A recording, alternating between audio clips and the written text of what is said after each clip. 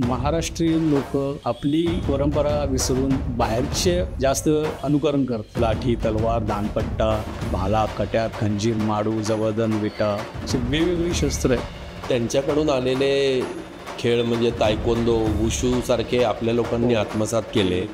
त्याला राष्ट्रीय पातळीवरच्या स्पर्धांमध्ये सहभाग दिला, इथपर्यंत की त्या खेळांसाठीचं आपल्या राज्य शासनाचं सर्वोच्च असणारा शिवछत्रपती पुरस्कार सुद्धा आता दिला जातो. गणित काळामध्ये ती आपली एक वैशिष्ट्य होतं की जास्त वेळ थांबत बसत, पटापट मारायचं, निघून जायचं.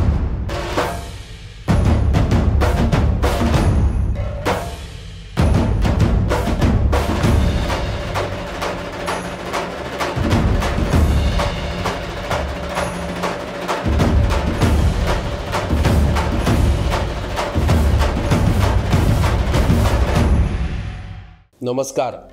लोकमानसाचा महाउत्सव पुण्याचा गणेशोत्सव संवाद मालिकेचं दुसरं पर्व आहे.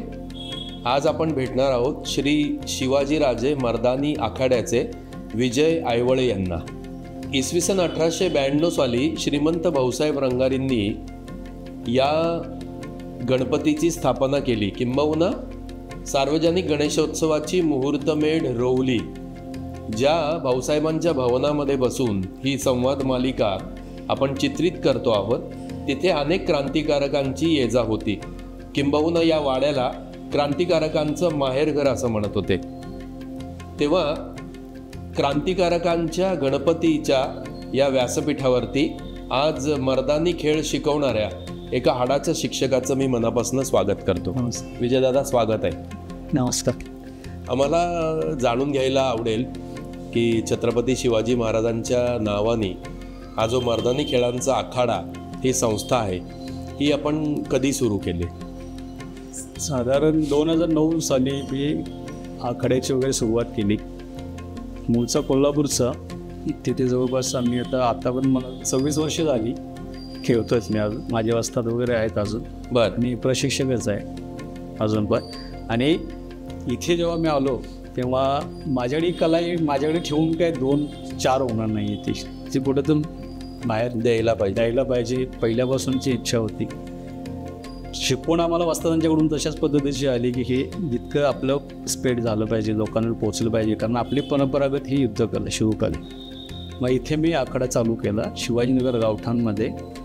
तर तिथे मुलांना वगैरे तिथे प्रशिक्षण देतो. त्याच्यामध्ये लाठी, तलवार, दानपट्टा, भाला, कट्यार, खंजीर, माडू, जवदन, विटा असे वेगवेगळी शस्त्र आहेत. ही शस्त्र चालवण्याचं प्रशिक्षण मुलांना, मुलींना सगळ्यांना देत असतो. बरं. आता हा आखाडा पुण्यामध्ये तुम्ही सुरू केला. हो. हा करण्याच्या मागचा तुमचा हेतू काय?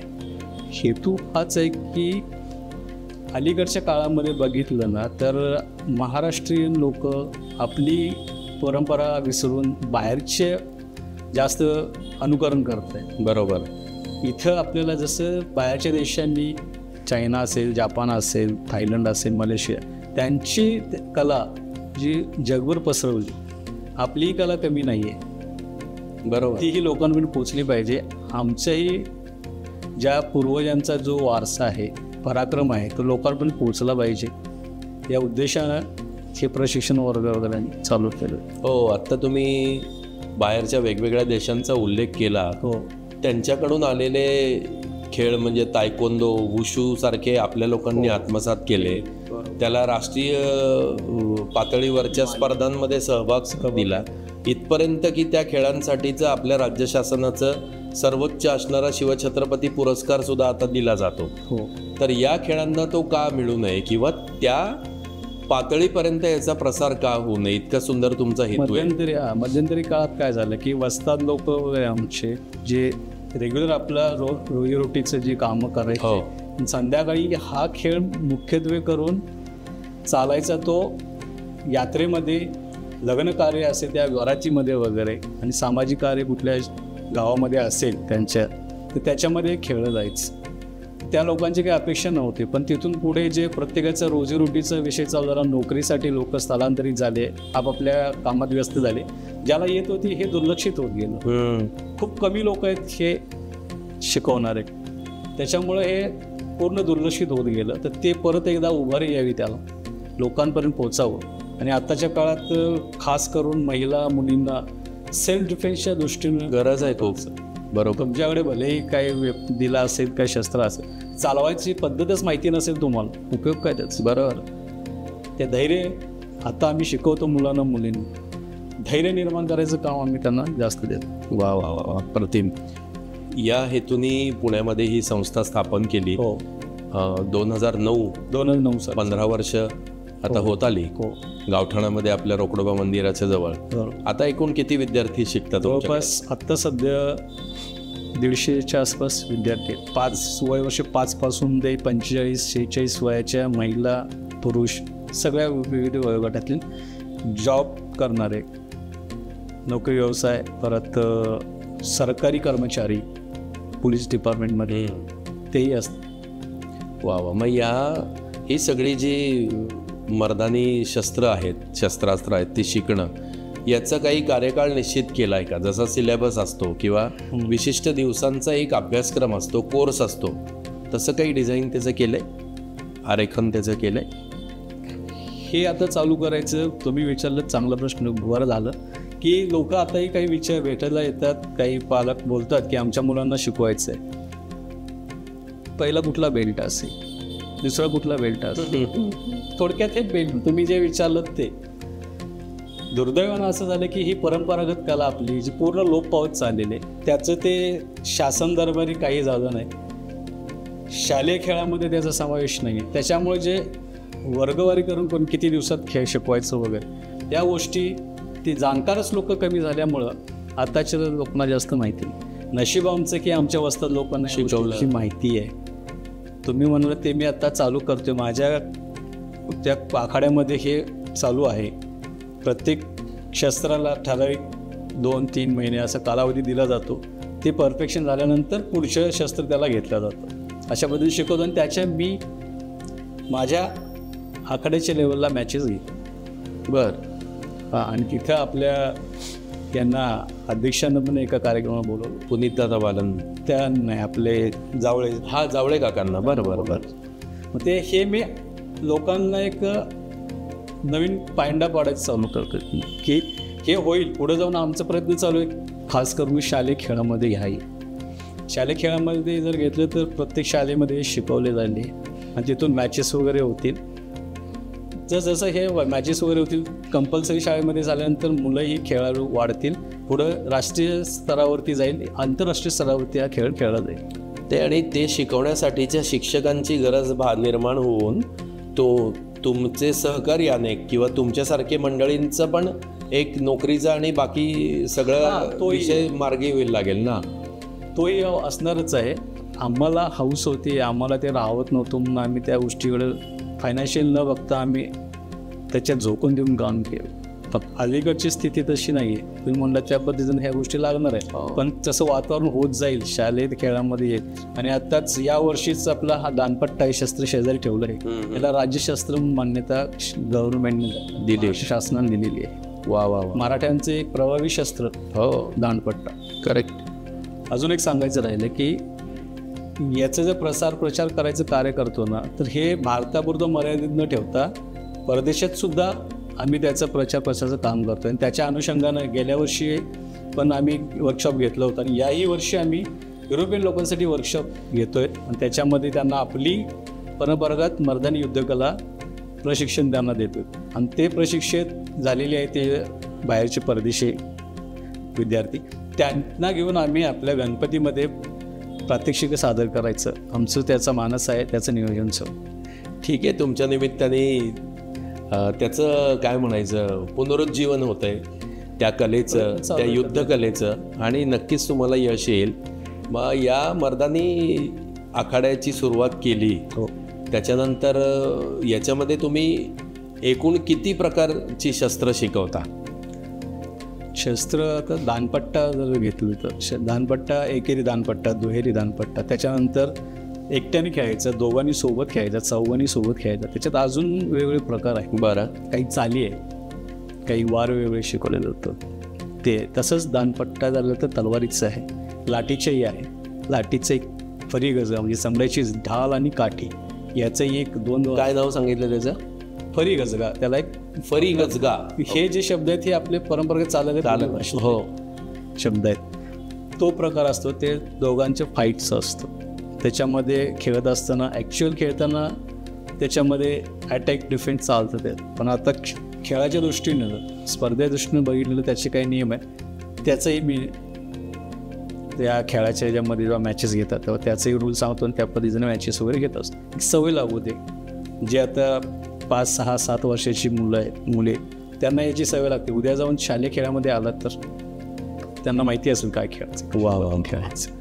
मग हे सगळा प्रवास सुरू असताना गणेशोत्सव आणि तुमचं नातं कसं जुळलं? जेव्हा आम्ही खेळत होतो सुरुवातीपासून मुंबईला वगैरे मोठ्या प्रोग्रामला वगैरे जात होतो, शिवजयंती, गणेशोत्सव आणि इतर सांस्कृतिक कार्यक्रमामध्ये. त्यामुळे जेव्हा सुरुवात झाली तेव्हापासूनच आहेच नातं आहे, त्याच्याशी आम्ही कनेक्टेड आहोत. जेव्हा इथं आलो त्याच्यानंतर आम्ही इथेही मी सगळं एक टीम तयार केली पहिली. त्याच्यानंतर आम्ही लक्ष्मी रोडला वगैरे विसर्जन आणि आधीमध्ये गणपतीचे केलेले, त्याचं सादरीकरण केलेलं आहे मिरवणुकीमध्ये आणि मांडवामध्ये पण केलं. यावर्षी तुमचं काय नियोजन आहे? यावर्षी आहे आपलं पहिल्या दिवशी दरवर्षी साधारण 12-13 वर्ष 2012 सालापासून असेल आम्ही आपल्या श्रीमंत भाऊसाहेब रंगारी गणपती पुढं असतो. वा वा वा. तर याची माहिती जरा प्रेक्षकांसाठी सांगा ना. ही आता आहे तुमच्यासमोर ही धोप, वक्र धोप आहे. वक्र धोप. बर. महाराजांनी ज्या शस्त्र परंपरा चालत आली होती, मुघलांची, राजपूत अशा ज्या प्रत्येक राजवटीची शस्त्र होती, त्यातल्या महाराजांनी ते बघितले, त्याचे काही चुका वगैरे लक्षात आल्या. त्याने आपल्या पद्धतीनं ह्या धोप बांधून घेतली. याची विशिष्ट मूठ आहे बघा. बाकीचे असतात त्याची मूठ, ह्याला ही परज आहे, ही परज नसते. थोडी शस्त्र लांबीला कमी असतं. महाराजांनी त्याचा अभ्यास करून आपल्या हवी त्या पद्धतीनं बनवून घेतली धोप, की वरून जर शस्त्राचा वार आला तरी आपला हात सुरक्षित राहतो. किती चांगला खेळाडू असेल किंवा योद्धा असेल, इथून जर कट झाला काही उपयोग नाही. महाराजांना खूप चांगलं ज्ञान होतं शस्त्रांच्या बाबतीत. कुठल्या ठिकाणी काय शस्त्र वापरायचं, कसं वापरायचं. आणि त्याचं एक उत्तम उदाहरण म्हणजे प्रतापगडचा रणसंग्राम. हो. योग्य ठिकाणी त्यांनी वाघनखाचा, बिछवाचा वापर केला. जागा ठेवली किंवा गॅप सारखं, त्याचं काय कारण आहे? स्ट्रेंथ त्याची राहते. एकसारखं त्याचं ब्लेड असतं ना, त्याला त्याच्यातून स्ट्रेंथ राहते. ओके. पूर्ण मजबूत आहे. त्याचा बॅलन्स खाली जो हे असं गज दिसतो त्याच्यात बॅलन्स आहे. आणि वजनानं 1000 ग्रॅम, 1200 ग्रॅम, 1300 ग्रॅम एवढ्या वजनाच्या, जास्त वजनाच्या नव्हत्या. आता हे व्हॉट्सअपला येतात 65 किलोची तलवार, नसतं असं काय. 65 किलोची तलवार आपण एक बघितलं तर जेजुरीला जी तलवार आहे ती साधारण 40 किलोची, 41 किलोची तलवार आहे. कितीही आपण गेलं तरी त्या लोखंडाचा आकारमान कमी होणार नाही. ती जर 41 किलोची, 65 किलोची किती नाही. आणि तो माणूस ती उचलणार कधी, वार करणार कधी, चालवणार ते. आणि काही वेळेला होऊन एक असा वार मारला शत्रू नाही असं होत नाही. हेच, आणि हे आपलं दानपट्टा, हे हातावर चढून पूर्ण. याचंही वैशिष्ट्य म्हणजे थोडंसं तलवारीपेक्षा थोडं लवचिक पातं असतं आणि पूर्ण आपल्या मनगडाचं संरक्षण होतं या पद्धतीनं. हे दुधारी पातं असतं. आणि हे लवलवतं ठेवण्यामागे काय आहे माझे, तो खेळणारा जो चालवणारा वार एकाच वेळी व्हावेत. एका वेळी भरपूर वार याचे आपल्या 360 डिग्री फिरत पटापट वार करून काम होतं. आणि आपल्या मराठा गणित गायामध्ये ते आपली एक वैशिष्ट्य होतं की जास्त वेळ थांबत बसत, पटापट मारायचं, निघून जायचं. आणि त्याला चपळ तेवढा तो योद्धा तसा असावा लागतो. त्या पद्धतीने त्याचं शस्त्र. आणि एक वैशिष्ट्य म्हणजे तलवारीचं आपण बघितलं तर तलवारी आपल्या मनगडात इथून आपण जोर लावतो, पण हे जे शस्त्र आहे याचा जोर इथून विंग्समधून फुल जोर. म्हणून जो पट्टा चालवतो त्याला पट्टेकरी म्हटलं जायचं. तलवार वगैरे चालतात, भाला वगैरे सोबत असतात, त्याला धारकरी म्हणतात. जुन्या वस्त्रदारपासून चालत आलेली एक म्हण आहे किंवा एक ज्ञान आहे, 10 धारकरी 1 पट्टेकरी. जे 10 तलवारबाजांना एक दानपट्टा चालवणार भाजप, त्यावरून आपण ओळखायचं की हे किती घातक शस्त्र आहे. आणि याची एक जरब म्हणा किंवा याचा एक वचक पूर्ण भारतभर होता. कारण हे शस्त्र अजूनही एक आम्ही 2010 साली सोनी चॅनलच्या एका लाईव्ह शोला गेलो होतो, एंटरटेनमेंट केली कुछ भी करेगा. तेव्हा तिथे पंजाबचा पण एक ग्रुप आला होता. जेव्हा आमचं बघितलं त्यांनी हे, तर ते लोक आमच्याकडे भेटायला आले, म्हणजे आपका वो दानपट्टा आहे आम्ही देखला. ते आमच्या रूममध्ये आले हॉटेलच्या, आणि आम्ही सगळे शस्त्र काढली आणि त्यांना दाखवलं. त्यांना त्याचं अप्रूप आहे की हे, कारण ते पण योद्धे त्यांच्या त्यात करत असतील तर ते योद्धे, तर त्यांना याचा अप्रूप आहे, त्यांना याचा मान सन्मान आहे. प्रभावी त्यांच्याकडे मोठी परंपरा. हो, त्यांची मोठी परंपरा आहे. गुरु गोविंद हे जर बघितलं आपण शस्त्र, तर आपलं महाराष्ट्रामध्ये याचं मर्दानी खेळ म्हणतात, पंजाबला खेळतात ते गटका म्हणतात. काय म्हणतात? गटका गटका गदका किंवा गटका असं ते बोली भाषेत त्या पद्मांश होतात. बरं, साऊथला जे असतं त्याला तामिळनाडूमध्ये सिलंबम, परत केरळला कलारीपट्टू वगैरे. त्या लोकांनी काय केलं, त्यातल्या लोकलाईज शासनानं त्यांना सपोर्ट केलं, प्रोत्साहित केलं. पुढं जास्त त्यांना अजून वाव मिळावं या दृष्टीने त्यांना पाठिंबा दिला. तसं आपल्या इथं दुर्दैवानं दिसत नाही.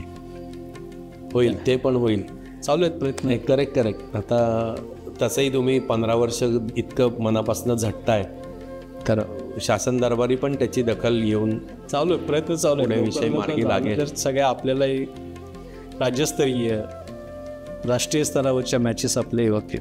वा वा वा, त्या दृष्टीने चालू आहे.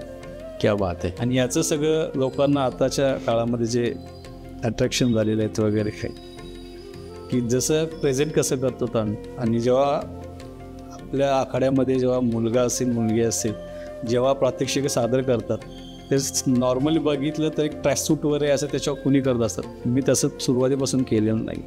मावळ्यांचा ड्रेस मुली नऊवारी साडीमध्येच पाहिजे. जेव्हा खेळतात तिथे प्रत्येक सादर करतात, तेव्हा बघणाऱ्यांना हे वाटलं पाहिजे की जुन्या काळात अशाच पद्धतीचं काहीतरी खेळ असतं. तुमच्याकडे आता शाळकरी आणि कॉलेजमध्ये जाणारे किती मुलं मुली आहेत? 70-80च्या वर्षी आहेत. रोज त्याची संध्याकाळी तालीम असते? हो, असते. वेगवेगळ्या बॅचेस केले, रोज 1-2 तासाचा सराव असतो. अगदी सोमवारपासून रविवारपर्यंत बॅचेस असतात. वा वा वा. या शस्त्रास्त्र शिकवता तुमचं बाप्पाच्या चरणी काय मागणं आहे, काय स्वप्न आहे तुमचं? स्वप्न आता हेच आहे की ही कला जी नामशेष होत चालली होती, तिला परत एक ऊर्जितावस्था मिळावी, लोकांपर्यंत पोहोचावी, आणि चांगल्या पद्धतीनं बाकीच्या ज्या खेळासारख्याला मान मिळतो तसा या शस्त्रकलेलाही मान मिळावा. कारण ही शस्त्रकला खूप आपल्या पूर्वजांच्या, त्याच्यानंतर क्रांतिकारांच्याकडे पण होती, तेही या वापर करत होते शस्त्रकलेचं. आणि अगदी आपल्या वाड्यामध्ये इथे औरंगाबाद त्यांची काही शस्त्र काही दालन आहे ना मिळाली, ते पुरावा आहे की ते याच्याशी निगडीत होते. खरंय. वा वा वा, अप्रतिम. आम्ही पण गणपती बाप्पाच्या चरणी ही प्रार्थना करतो की आपली लोप पावत चाललेली युद्धकला, ती शस्त्र, ही तुमच्या माध्यमातून पुन्हा एकदा त्याला ऊर्जित अवस्था मिळू देत, ही क्रांतिकारकांच्या गणपती बाप्पाच्या चरणीच आम्ही प्रार्थना करतो. आणि याच्यासाठीच आम्ही ही पहिल्यापासून आम्ही या गणपती पासून आम्ही पहिली प्रात्यक्षिक वगैरे करत असतो, कारण आम्हाला आवडतं ते जे बेस आहे क्रांतिकारकांचं, ज्याच्याशी रिलेटेड आहे, ते आम्हालाही याच गणपतीपैकी पहिलं. सगळे आमचे आखाड्यातील विद्यार्थी वगैरे सगळे उत्सुक असतात या गणपती. हा गणपती आम्ही दुसरा कधी कुठला पहिला घेत पहिला हा, नंतर बाकीचे. वा वा वा. आणि दुसरं एक चांगलं काम आहे की शाळेतली आणि कॉलेजमधली पोरंपोरी जेव्हा तुमच्याकडे हे शिकायला येतील, ते शरीराने आणि मनाने तर एकदम स्ट्रॉंग होतीलच, आणि मुख्य म्हणजे फोनच्या अनावश्यक वापरापासून लांब होतील. त्या पिढीला त्या डिजिटल ड्रगपासून दूर ठेवण्याचं एक पवित्र काम तुमच्या हातनं निरंतर घडो, ही शुभेच्छा. गणपती बाप्पा मोरया.